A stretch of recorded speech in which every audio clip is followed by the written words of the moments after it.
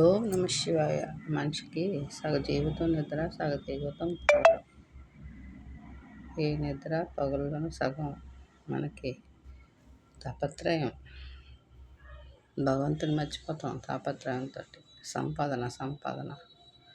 కొంతమంది భగవంతుడు కొంతవరకు మనం సంపాదిస్తే కొంతవరకు భగవంతుడు మనకి కష్టపడకుండానే ఇస్తాడు. అది ఎలాగంటే అద్దె రూపంలో కానీ, పెన్షన్ రూపంలో కానీ, ఇంకా వడ్డీ రూపంలో కానీ భగవంతుడు మనకు ₹1 ఇస్తాడు. కానీ కొంతమంది ఉంటారు, ₹1 ఖర్చు పెట్టుకుని భగవంతుని దగ్గరికి మాత్రం వెళ్ళడానికి మర్చిపోతారు.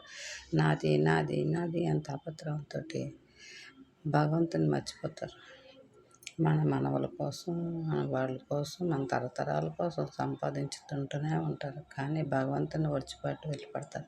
మనం ఏ టైంలో మనం ఎలా ఉంటామో, మన ప్రాణం ఏ విధంగా మన మృత్యు మనకు వస్తుందో అని తెలుసుకోవాలి. కొంతమంది చూడండి సడన్గా చచ్చిపోతుంటారు. అయ్యో అని.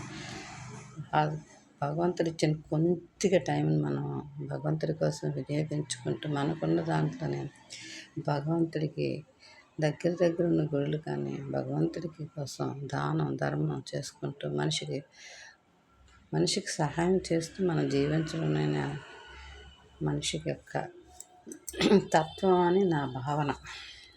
ఓం నమ శివాయ. హర హర మహాదేవ శంకర. హర హర మహాదేవ. హర హర మహాదేవ.